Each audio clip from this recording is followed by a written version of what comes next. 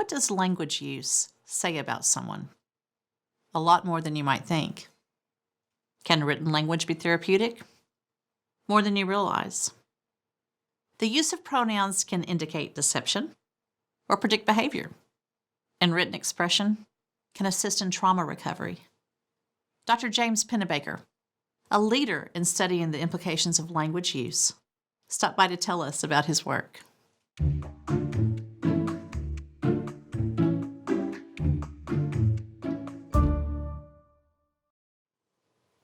Welcome. Well, it's good to be here. When did you get interested in social psychology? Ever since I started watching Candid Camera as a kid on television, I've always been interested in social dynamics and people and why we do what we do. Recently, you've been doing some studies into how we use our language. Is that correct? And That is. This is kind of a world I've fallen into, and I've become interested in how the words we use in everyday language can tell us about ourselves, whether we are prone to depression, what our relative status is, are we telling the truth or being dishonest, all these little clues that can tell us about who we are and how we think through the words we use. so, what were are your indicators on those things? So I have a computer program, and the computer program goes in and it looks at certain types of words. We've discovered that it's not what people are talking about. It's not the content that tells us about people. It's more all those little junk words in between, which reflect kind of the style and the ways that we're thinking. So these are words like pronouns, I, me, you, he, she, and prepositions, or like to, of, for, or articles, a, and the, and other of these smallest words we always ignore. And what we find is the way we use those words provide the clues to the ways that we're thinking and how we're paying attention to the world. So, how does that play out? It's important to appreciate that the words we use also reflect where we're paying attention. So if you're at a gathering or whatever, and there's a high status person and a low status person, the low status person is more kind of self-conscious. They're kind of looking at themselves a little bit. And the high status person is, they're looking at you and they're looking around, but they're not self-conscious. And what that means is the high status person is not using the word I much because they're not paying attention to themselves. They're just looking at the scene and they're looking at you, they're looking elsewhere. Whereas if you're talking to somebody who's low status, who's more anxious, they are paying attention to self and they use the word I at high rates, which ironically goes against what many people think. Many people think that if you use I a lot, you're being narcissistic and self-important. But the reality is people tend to use I when they're more insecure, more self-focused. You talked about people moving through trauma. What did you pick up on the way people and their written word and their speaking that relates to how they move through trauma? The trauma work started many years ago, almost by accident. Through a questionnaire that some of my students and I put together, we asked people if they'd had a traumatic sexual experience prior to the age of 17. And we put this on a really long questionnaire, and the only reason we did it was nobody had ever asked it before, and it just sounded interesting. At the time, I was studying health problems, and we discovered people who endorsed that item had far more health problems than people who didn't. And then we ended up doing a semi-national survey, and we found that people who reported having sexual traumas were more prone to cancer, heart disease, etc., and these were among adults. And as we started to interview people, we discovered that people who had had a traumatic sexual experience had kept it secret at much higher rates than anything else we'd studied. And then we discovered that it didn't matter what kind of trauma a person had, but having and holding a major life secret is really stressful and increases the probability of illness. And this made me start to wonder, what if we brought people in the laboratory and had them write about an upsetting experience, a major upheaval that they hadn't spoken about? And would that improve their physical health? And then we did just such a study, and we found that having people write about a traumatic experience for as little as 3, 4 days for 15 minutes a day brought about measurable health changes. Students, for example, would go to the student health center at about half the rates as people who were asked to write about superficial topics. Later studies, we drew blood before they were asked to write after the last day and then again several weeks later. And people who wrote about a traumatic experience showed enhanced immune function compared to people who wrote about superficial topics. And this method is called expressive writing, has now, there have been probably thousands of studies done around the world using expressive writing. And what you find is across the board, people who write about traumatic experiences or even minor upsetting experiences that keep them awake at night, just writing about them for fairly brief times has positive effects. Not always, but it's a really interesting, cheap, fast therapy that anybody can do on their own. How's your work then, research like that, used by other psychologists, those people who are actually working one-on-one with individuals who have trauma?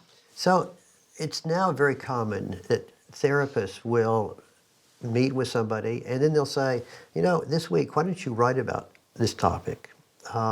And so using that in conjunction with therapy, and not just a therapist, people, any kind of counselors or friends or even some physicians urge their patients or clients or friends to, you know, take a break, spend 15 minutes tonight and maybe the next 2 or 3 nights and just write about it. Explore your deepest thoughts and feelings.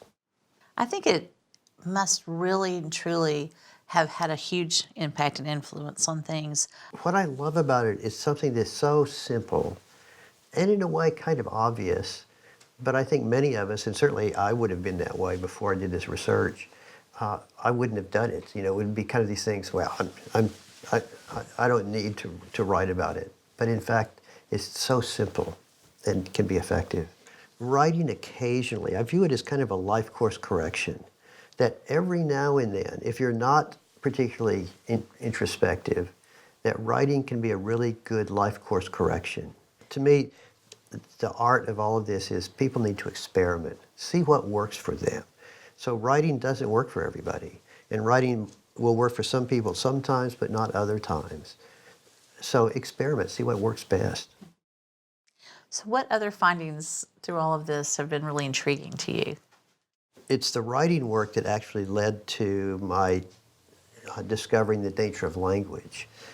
And I was initially interested in, could we look at people's writing samples and identify healthy writing versus not healthy writing? And then it occurred to me, maybe a computer program could analyze the text, and we couldn't find a computer program. And one of my students at the time, a graduate student, Martha Francis, had a background in computer programming, and I knew enough about computer programming to be dangerous. But she did all the work essentially, and what we ended up doing was coming up with a computer program that could go through and analyze text and just calculate the percentage of words that were positive emotions and negative emotions, and then we also looked at pronouns and prepositions and so forth. And what that led to was a discovery that there are certain ways of writing that seem to predict improved health. One is that people who are able to write in a more positive way, using more positive emotion words, tend to benefit a little bit more than people who don't. People who put together a story over the 3 or 4 days of writing benefit more than people who don't. In other words, if in this writing exercise you start off with a really good story, you're not going to benefit. You've already come to terms with whatever it is you're writing about. This only works if you're working on something that you don't have a story for. And then another thing that we found later on was that with writing, the ability to change perspectives, to look at not just your perspective of this trauma, but other people's perspectives.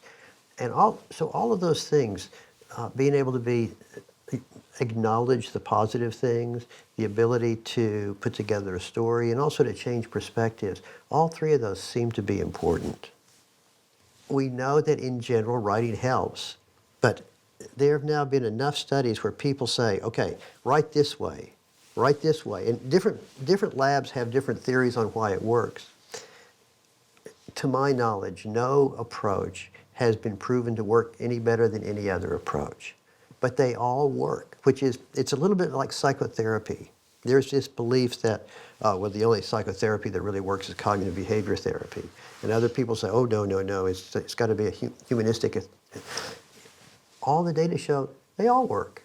So I know you've done some research. You mentioned a little while ago about whether or not someone's being honest or dishonest in their speech. In what way can just the average person identify that, or is that something that's just identifiable through the program, or what have you found as the practical use of that? We've done studies, other people have done studies, that certain types of deception, there are differences, for example, in the use of the word I. So when a person is lying, they tend to kind of psychologically distance themselves from what they're talking about, so they use I words less. And if they're being honest, they own what they're saying more. They tend to use the word I more. The problem is the differences are really subtle. So the differences might be the difference between 3% of their words are I versus 4% of their words. That means in every 100 words, they use the word I one more time.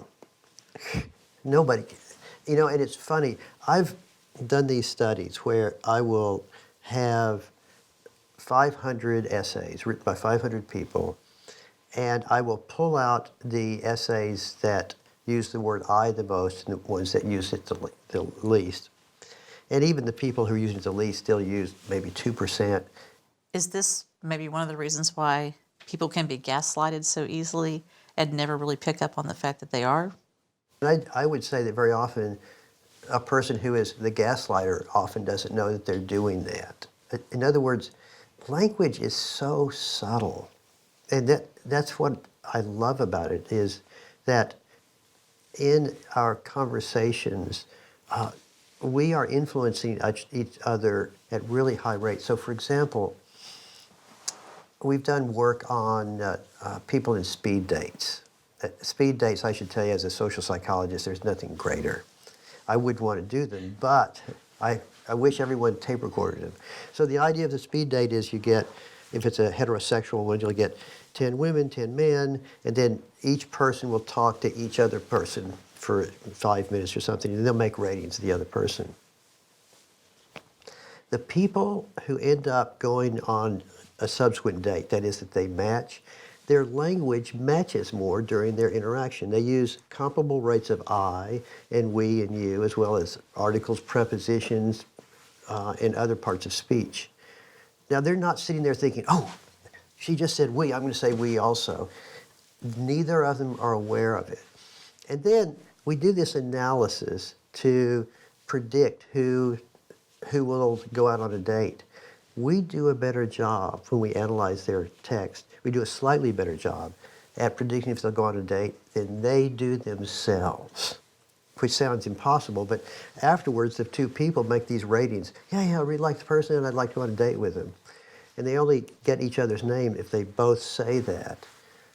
But our computer is predicting at better rates they're matching than the two of them on their own. So you should run a dating service. Life's too short. That's good. So where do you think you're going from here with this at this point? Some of the work we're doing now is moving into groups. So one of the things I've always been interested in is, how do groups work? How do people join groups? How do people connect with others? And how do we use groups in the real world? And to study groups has been a terribly difficult problem. You can do it in the laboratory, but those are kind of fake groups. So we've been doing a lot of work on using Reddit. Reddit as a social media tool is unbelievable, because people in Reddit, you have access to 1 million different groups. There's groups for sewing and groups on, your favorite football team. There are groups on dogs that like cats. There are 1 million of these. And people will often go in just to ask a question. Does anybody here have a dog that likes a cat? Or they might go and to learn about sewing. Or I've been playing this game, Dota 2, and when I do this, this happens. So there are all these communities, and a person can be members of multiple communities. And we've now been looking at how people go in and join these groups. But we've also been looking at one of the groups, some of the groups are people who are breaking up or getting a divorce. And they will go and they'll talk about it. And now what we'll do is we will look at these people and track how they talk in all their other groups. And we can see how they are psychologically changing as they're approaching a major life problem, divorce or breakup or whatever. And we can see how they're changing in the way they're thinking, the way they're connecting with others, the way they talk about their health. So we can see their lives unfolding in real time, over months, even years, in ways we've never been able to do before. And what's so rich about this is we're finding that having a breakup, this doesn't shock us, I think, on a certain level. But if you are in other groups, you're in business groups or whatever, you're not thinking as clearly. Your thinking is more muddled. You are more confused about issues. And you see this starting sometimes months before the breakup. And then you see after the breakup's occurred, often takes months for these people to get back to functioning in a good way. And then often it'll take even another 3 or 4 months before they're actually functioning much better than they were at the beginning. So it's giving us an idea of the life of people in virtual we'll call it the virtual world. So I know I've heard that referred to as brain fog. And you see the fog months before the trauma hits. Isn't that interesting? Probably before the people themselves realize there's something desperately wrong with this relationship. What have you seen then on with our new phenomena of social media and the way? Are you analyzing all of social media? Have you looked at how it's affecting our language and our communications, our communities, our groups?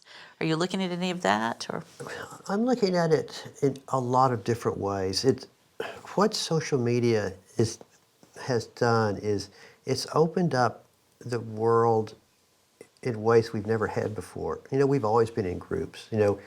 We got up in the morning, we might stop off at a coffee shop and talk to 2 or 3 people, and then we would go to work and we talk with this person and this person. Then we have a meeting with this group that you met with every day, and then for lunch, it's Monday, so I'm meeting with this group because we always meet.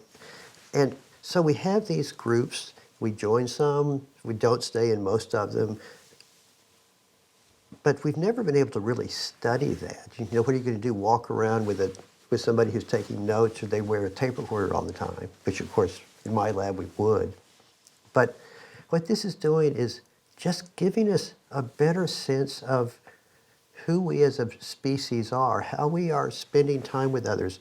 Why do we join groups? What is it about us, but also others, that makes for good groups versus bad groups?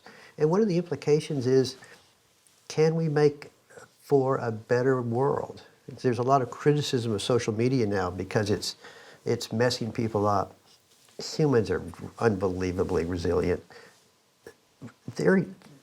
Social media will change to meet our needs. But here at the beginning of it, we're in the Old West. It's kind of like in the Old West, everybody shot each other in bars all the time. At least that's what I see on television. But that all changed. Everybody became much more civil, and that'll happen with social media. in fact, I think I already see that. So is language a predictor of how someone is going to respond in a certain situation? It can be. It depends on the situation. So, for example, we've been interested in the nature of threat. And this is relevant for terrorism or someone who's about to do something bad. And one thing that happens very often when a person is, let's say, a terrorist or somebody who is about to do some rogue act, is they can't let anybody know. So, and you can see this in office politics. Someone's going to fire somebody. What they do is they start to become more controlled. They don't tell people as much. They start using the word I less. So we've seen this with U.S. presidents before they go to war. This was particularly apparent with George Bush prior to going into Iraq. And I can tell you within a few days of when he made the decision, because in his press conferences, he was using the word I at about a certain rate, let's say 4%. And then about 9 months before we went to war, his I words dropped down to 2%, and they stayed at that rate until we went to war, and then they returned back to normal. And he's not the only, other presidents have done that as well. We see the same thing with the Boston bomber, who had a Twitter account. Same thing. There is a point that he's clearly made a decision to join his brother to do the marathon bombing because of this big drop in I word usage. And we've seen this in other contexts as well. So this would be an example of how language can predict threat. That's very interesting. Do you think that would ever be able to be used to help Absolutely. an individual? Okay. Because, and here would be the issue. Imagine a social media company came to you and they said, look, we have these algorithms that could tell you if there's a certain probability that you may be headed for a depressive episode. Would you be interested in having this service? And what you would do is we would send you a note saying, your language right now suggests that there's a 17% probability of you're going into depressive episodes over the next few weeks. Some people would want that, some wouldn't. I would love to have something like that. Or here's another one. One of the projects that a group has looked at is look at analyzing your search terms. You know how we all search for things in the middle of the night? What they were looking at was a particular disease, was pancreatic cancer. Now, pancreatic cancer is nasty because it kills you, but that's one of the real downsides of it. But the other is that there are no clear symptoms that occur that would send you to the doctor. And so what they did was they looked at search terms on millions of people, and then they found people who say somewhere in their search that they've been diagnosed with pancreatic cancer.